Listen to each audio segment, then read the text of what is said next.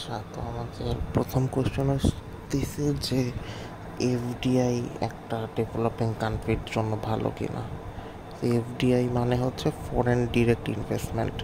So বাইরের দেশের কোনো ইনভেস্টর যদি আমাদের দেশের কোনো ইনস্টিটিউশনে বা আমাদের দেশে যদি ইনভেস্ট করে, তখন সেটাকে আমরা ফরেন ডিরেক্ট ইনভেস্টমেন্ট বলি।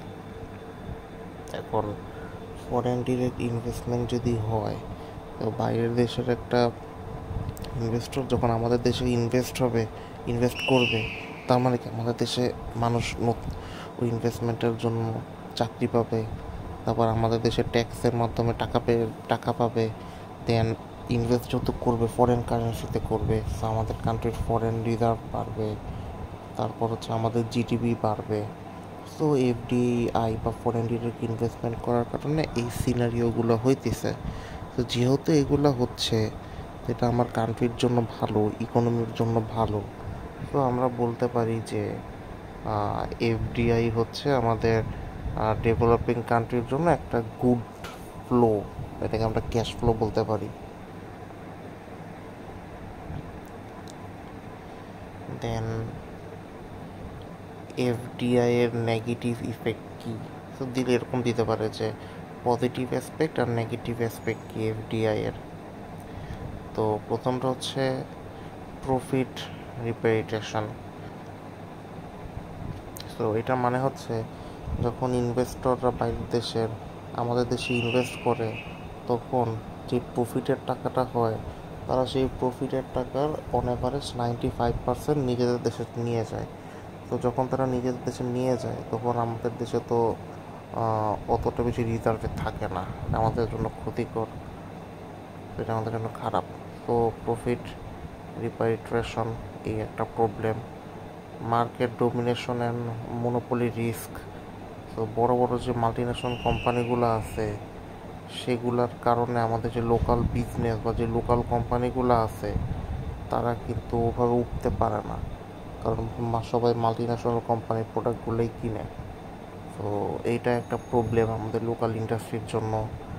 দেন লিমিটেড টেকনোলজি ট্রান্সফারে বলা হইতেছে যে মাল্টিন্যাশনাল কোম্পানিগুলো অ্যাডভান্স টেকনোলজি যেগুলো আছে, ওগুলো শুধু নিজেদের কাছেই রাখে, অন্য কোনো লোকাল কোম্পানি বা অন্য কাউকে দিতে চায় না। তো এটা একটা প্রবলেম।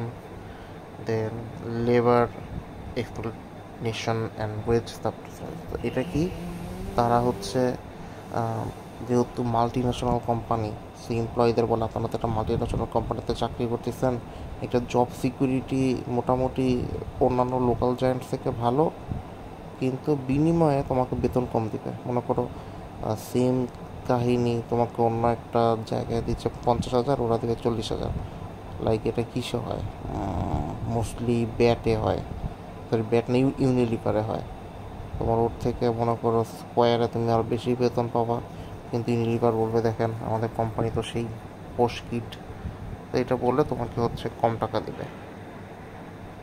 Environmental degradation.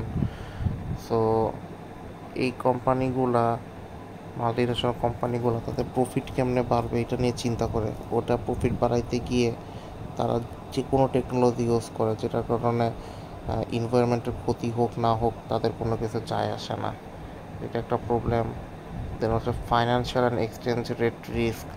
যেহেতু অনেক বেশি পরিমাণ টাকা তারা আবার তাদের নিজেদের দেশে নিয়ে যাইতেছে, তার মানে কি হয়, একটা এক্সচেঞ্জ রেট রিস্ক তারা যায়, যেহেতু অনেক বড় একটা অ্যামাউন্ট দেশ থেকে চলে যাচ্ছে। দেন হচ্ছে পলিটিক্যাল অ্যান্ড ইকোনমিক ডিপেন্ডেন্স। তো এতগুলো মাল্টিন্যাশনাল কোম্পানি যখন বড় বড় দাঁড়ায়, তখন পলিটিক্যাল যে ফ্যাক্টরগুলো আছে, পলিটিক্যাল পার্টিগুলো আছে, তারা হচ্ছে সেই মাল্টিন্যাশনাল কোম্পানিগুলোর উপর ডিপেন্ডেন্ট হয়ে যায় কাইন্ড অফ, যেহেতু তাদের অনেক টাকা। না, সেটা করতে হবে না। আচ্ছা, 3 number, what are the necessary conditions for the benefits of FDI to be maximised. মানে আমাদের এফডিআই ফরেন ডিরেক্ট ইনভেস্টমেন্টের যে বেনিফিট, এগুলা ম্যাক্সিমাইজ করার জন্য আমাদের কি কি কন্ডিশন ফুলফিল করতে হবে। ফার্স্ট অফ অল হচ্ছে টেকনোলজি অ্যান্ড নলেজ ট্রান্সফার। আমাদের যেই এমএনসি আর টিএনসি একই জিনিস। সো যেই মাল্টিন্যাশনাল কোম্পানিগুলো আছে তাদের উচিত হচ্ছে তাদের যে টেকনোলজি বা রিসার্চ অ্যান্ড ডেভেলপমেন্ট সেটা লোকাল ইকোনমি বা যে দেশে ইনভেস্ট করতেছে সেই দেশের ইকোনমির সাথে শেয়ার করা। তারপর হচ্ছে লোকাল লিঙ্কেজে বলা হচ্ছে তারা তো র মেটেরিয়াল লোকাল সাপ্লায়ার থেকেই নিবে। সো তাদের উচিত হবে লোকাল সাপ্লায়ারদের সাথে বন্ড ক্রিয়েট করা। দেন হচ্ছে fair value and marginal equalisation. So তারা যখন কোনো একটা কোম্পানির সাথে মার্জে যাবে বা অ্যাকোয়ার করে নেবে তখন যেন তাদেরকে প্রপার ভ্যালুটা দেওয়া হয়। এরপর হচ্ছে ইনভেস্টমেন্ট ইন লোকাল ওয়ার্কফোর্স। তারা হচ্ছে বাইরের দেশের এমপ্লয় না নিয়ে উচিত হচ্ছে লোকাল যে দেশে ইনভেস্ট করতেছে সেই দেশের এমপ্লয়ীদেরই নেওয়া। দেন মিনিমাইজ ক্যাপিটাল রিপারেটেশন। সো আচ্ছা এটা বাদ দাও, এটা একটু কঠিন। Competitive market environment. সো ওদের কখনোই উচিত না একটা মনোপলিস্টিক সিচুয়েশন ক্রিয়েট করা। তারপরে তাদের উচিত হবে ট্যাক্সে ভালো করে ট্যাক্স দেওয়া, কারণ ভালো করে ট্যাক্স দিলে তারা একটা ট্যাক্স রিবেট পাইতে পারে ফিউচারে। দেন হচ্ছে responsible hedging practice. So hedging মানে হচ্ছে রিস্ক মিটিগেট করার জন্য বিভিন্ন প্রাইস লেভেল বা বিভিন্ন ধরনের ইনভেস্টমেন্ট করা, বিভিন্ন ধরনের প্রোডাক্ট করা। সো তাদের হইতেছে গিয়ে বড় বড় হেজিং অ্যাক্টিভিটিসগুলো অ্যাভয়েড করা উচিত, যার কারণে এক্সচেঞ্জ রেট ফ্লাকচুয়েট করতে পারে। Does bank lending a good flow for developing countries? So এটা একটা মিক্সড, এটা ভালো প্লাস খারাপও। সো প্রোসগুলা কি, ভালোগুলা কি? ভালো হচ্ছে ব্যাংকের লেন্ডিংয়ের কারণে একটা কোম্পানি ক্যাপিটাল পাচ্ছে, সেই ক্যাপিটাল দিয়ে ইনভেস্ট করতে পারতেছে। দেন এফিসিয়েন্সি অ্যান্ড কম্পিটিশন, মানে তাদের এফিসিয়েন্সি বাড়তিছে। আর কম্পিটিশনও হচ্ছে একটা হেলদি কম্পিটিশন পাইতেছে, কারণ ব্যাংক লোন না পাইলে মার্কেটে অন্যান্য কম্পিটিটর না আসলে মনোপলিস্টিক মার্কেট হয়ে যাবে। তো একটা ফেয়ার কম্পিটিশন আসে। রিস্ক রিডাকশন, দেখা যায় অনেক সময় বিজনেস রিস্ক, যেটা যে আমার এমপ্লয়ীদের বেতন দিতে পারতেছি না, র মেটেরিয়াল কিনতে পারতেছি না, এই ধরনের রিস্কের জন্য আমরা ব্যাংক থেকে টাকা নিয়ে তো হেল্প করতে পারি নিজেদের। তো এটা আমাদের জন্য একটা প্রোস। এগুলা কনস কীরকম? Short term debt risk. So short term লোনের কারণে আমাদের হঠাৎ করে লিকুইডিটি ইনব্যালেন্স হয়ে যেতে পারে। হঠাৎ করে লোন নিলাম, নেওয়ার কারণে অনেক বেশি ইন্টারেস্ট রেট দেওয়া লাগতেছে, একদিনের জন্য 15%। 1 কোটি টাকা নিয়ে পরের দিন 1,15,00,000 টাকা দেওয়া আমাদের খরচ অনেক বাড়ায় দেয়। ইনস্টেবিলিটি, তো হঠাৎ করে ব্যাংক থেকে অনেক বেশি পরিমাণে লোন নিলে ব্যাংকিং সিস্টেম আনস্টেবল হয়ে যেতে পারে, যেটা এয়ারক্রাফট বা এয়ারলাইন্স ইন্ডাস্ট্রিতে দেখা যায়। দেন হচ্ছে ফাইনাল লিমিটেড এসএমই। সো ওরা হইতেছে গিয়ে বড় বড় কর্পোরেশন যারা আছে তাদেরকে লোন দিতে চায়, ছোট ছোট কর্পোরেশন বা এসএমই যেগুলো স্মল অ্যান্ড মিডিয়াম এন্টারপ্রেনিওর তাদেরকে দিতে চায় না। ফাইনাল ভেরিডিক্ট, এখানে বলা হচ্ছে bank lending can be beneficial if properly manage with longer loan maturities. তো যদি লম্বা ম্যাচুরিটি পিরিয়ড হয় তখন লোন নেওয়া উচিত, এই ছাড়া লোন অ্যাভয়েড করা উচিত। So does portfolio flow a good flow for developing country? So এইটা হচ্ছে ডেভেলপিং কান্ট্রির জন্য একটা আইডিয়াল অপশন না। কেন না সেটা আমরা দেখি। প্রথমে হচ্ছে ভলাটিলিটি। এটা মানে হচ্ছে portfolio flows are highly volatile. তো পোর্টফোলিও ফ্লোটা কি, মানে ডেপ্ট আর ইকুইটি মিলায় যে আমরা যে ক্যাপিটাল ডিসিশন নিই সেটাকে আমরা পোর্টফোলিও ফ্লো বলতেছি। সো এটা হচ্ছে হাইলি ভলাটাইল, মানে হচ্ছে এটা যে কোনো সময় চেঞ্জ হইতে পারে। ইকোনমি যখন অনেক ভালো হইতেছে আবার ইকোনমি যখন অনেক খারাপ হইতেছে তখন হঠাৎ করে অনেক বেশি আমার যে কোম্পানি সেটা হচ্ছে অনেক বছরে আমার যে দেশের ইকোনমি এটা হঠাৎ করে অনেক বেশি আনস্টেবল হয়ে যেতে পারে। দেন হচ্ছে procyclicality. This flows tend to be procyclical, মানে হচ্ছে এটা হচ্ছে একটা সেম ট্রেন্ড ফলো করে গ্লোবাল ইকোনমির সাথে। মানে আমার গ্লোবালি যদি ইকোনমির অবস্থা ভালো হয়, তাহলে আমার দেশের ইকোনমিও ভালো হবে। আর যদি গ্লোবাল ইকোনমি অবস্থা খারাপ হয়, তাহলে আমার ইকোনমির অবস্থাও খারাপ হবে। Influence of develop economies. So যখন আমি এরকম অন্য দেশ থেকে ঋণ নেই, তখন যে দেশের কাছ থেকে ঋণ নিচ্ছি, সেই দেশের একটা ইনফ্লুয়েন্স আমার দেশের ইকোনমির উপর চলে আসে। দেন হচ্ছে রিস্ক অফ ফাইন্যান্সিয়াল ক্রাইসিস। মানে হচ্ছে আমরা যখন অন্য জায়গা থেকে ঋণ নিব, যদি আমরা ঋণটা রিপে না করতে পারি, তখন কিন্তু আমরা একটা ফাইন্যান্সিয়াল ক্রাইসিসে পড়ে যাব। আমরা ঋণ পে করতে পারতেছি না, দেশ দেউলিয়া হয়ে যাবে, যেটা আমাদের বাংলাদেশ দেউলিয়ার পথে। আচ্ছা, so what is financial crisis, how a country trap A financial crisis. তো ফাইন্যান্সিয়াল ক্রাইসিস হচ্ছে যখন একটা কান্ট্রি অনেক বেশি ফাইন্যান্সিয়াল ডিসরাপশন ফেস করে। যার মানে হচ্ছে তাদের অ্যাসেট ভ্যালু কমে যাওয়ার, সোনা রূপা না থাকা, ব্যাংক ফেল করা, কারেন্সির ভ্যালু কমে যাওয়া, ইকোনমি ইনস্টেবল হয়ে যাওয়া, এগুলোকে আমরা বলতেছি ফাইন্যান্সিয়াল ক্রাইসিস।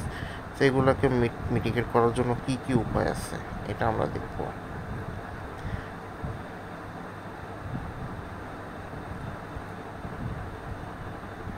আচ্ছা, প্রথমটা হচ্ছে এক্সেসিভ শর্ট টার্ম ডেট। আচ্ছা, কী কী কারণে আমার একটা কান্ট্রি ফাইন্যান্সিয়াল ক্রাইসিসে চলে যেতে পারে। প্রথমটা হচ্ছে এক্সেসিভ শর্ট টার্ম ডেট। যদি একটা কান্ট্রি প্রচুর পরিমাণে স্বল্প মেয়াদি ঋণ নেয়, সেগুলোর ইন্টারেস্ট রেট অনেক হাই হয়, তো এটা প্রবলেম। Speculative market bubble. যদি আমি আমার অ্যাসেট দাম 10 টাকা যদি বলি 20 টাকা, তখন এটা আমার জন্য এক প্রবলেম ক্রিয়েট করে। Poor regulation and weak financial institution. যদি আমার রুলস রেগুলেশনস খুবই বাজে হয়, আমার ব্যাংকিং সিস্টেম যদি বাজে হয়, তাইলে এইরকম প্রবলেম হবে।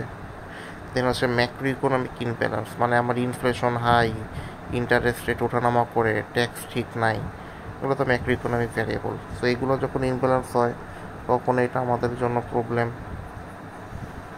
দেন হচ্ছে কারেন্সি ডেপ্রিসিয়েশন। আমার কারেন্সির দাম হঠাৎ করে কমে গেল, এটা আমার জন্য প্রবলেম। এক্সটার্নাল শক কীরকম, ধরো হঠাৎ করে একটা সাইক্লোন আসলো, এই সাইক্লোন আসার কারণে আমরা একটা ফাইন্যান্সিয়াল ক্রাইসিস পড়ে যেতে পারি। Political instability and policy failure. এই যে ধরো আওয়ামী লীগ থেকে বিএনপি থেকে ইউনুস থেকে এনসিপি, তো এরকম পলিটিক্যাল যে চেঞ্জের কারণে আমার পলিসি ফেল হইতেই থাকে। সো এইগুলো আমার ফাইন্যান্সিয়াল ক্রাইসিস ক্রিয়েট করে। দেন হচ্ছে what are the 3 components of the true economic cost of banking crisis. আমার এখানে 3টা কম্পোনেন্ট আছে। একটা হচ্ছে স্টক কম্পোনেন্ট, একটা হচ্ছে পাবলিক ফাইন্যান্স কম্পোনেন্ট, আর একটা হচ্ছে ফ্লো কম্পোনেন্ট। সো আমার যেটা বলতেছে ট্রু ইকোনমি মানে কি, মানে কোন 3টা ফ্যাক্টরের কারণে আমার ব্যাংকিং ক্রাইসিস হয়। মেইনলি শর্টকাটে বলতে গেলে প্রথমটা হচ্ছে stock component. So stock component কি, represents the accumulated waste of economic resources due to insolvency instead of directing saving toward productive investment. Banks misallocate funds into unprofitable or high risk ventures. So যখন একটা দেশের bank অনেক বাজে মানে ওরা তো শেয়ারে ইনভেস্ট করে, তারা হচ্ছে খুবই রিস্কি স্টকে ইনভেস্ট করে, যেগুলা খুব একটা ভালো না, খুবই বাজে, অনেক বেশি রিস্ক। এইগুলার কারণে আমার ব্যাংক ক্রাইসিসে পড়ে যেতে পারে। কারণ ওই স্টকগুলো যদি ফেল হয়, আমার ব্যাংকের কাছে টাকা থাকবে না, তখন ব্যাংকও ফেল করবে। দেন হচ্ছে public finance component. Governments often intervene to stabilize the banking sector by bailing out banks or depositors. So public finance component, একটা ধরো ব্যাংক দেউলিয়া হয়ে যাইতেছে, তখন সেই ব্যাংকটাকে বাঁচানোর জন্য গভর্নমেন্ট কী করে, সেই ব্যাংকে লিকুইডিটি ইনজেক্ট করা বলে, মানে সেই ব্যাংকে টাকা দেয় যাতে ব্যাংকটা দেউলিয়া না হয়ে যায়। এইটার ফলে কি হয়, আমার গভর্নমেন্টকে অন্যান্য সেক্টরে টাকা বাজেট কমাইতে হয়, বাজেট কমায় ব্যাঙ্কিং সেক্টরকে বাঁচাইতে হয়, ট্যাক্স বাড়ায় দিতে হয়, ইনফ্লেশন বাড়ায় দিতে হয়, যাতে ওইখান থেকে টাকা নিয়ে তারা ব্যাংকে দিতে পারে। দেন হচ্ছে ফ্লো কম্পোনেন্ট। এইটার মানে হচ্ছে আমার ব্যাংকিং যখন ক্রাইসিসে পড়ে, তো আমার ব্যাংকের কাছে টাকা নাই, মানুষ ব্যাংক থেকে লোন নিয়েও টাকা নিতে পারতেছে না। তো এটার কারণে আমার যে ইকোনমিক আউটপুট মানে জিডিপি, জিএনপি এগুলো কমে যাইতে থাকে। তো এগুলার কারণে কি হয়, আমার ইনভেস্টমেন্ট কমে যায়, কারণ ব্যাংকের কাছে টাকা নেই, মানুষ ইনভেস্ট করতে পারতেছে না, ইনভেস্টমেন্ট কমে যায়। ক্রেডিট শর্টেজ মানে ওই যে লোন পাইতেছে না। তারপর হচ্ছে অনেক ভ্যালুয়েবল ফাইন্যান্সিয়াল ইনফরমেশন চলে যায়, কোন কোম্পানির কী অবস্থা, কারণ ব্যাংক নাই, ব্যাংক বাজে অবস্থা। তো এইরকম প্রবলেমের কারণে আমাদের একটা কোম্পানি বা একটা দেশের বাজে অবস্থা হইতে পারে।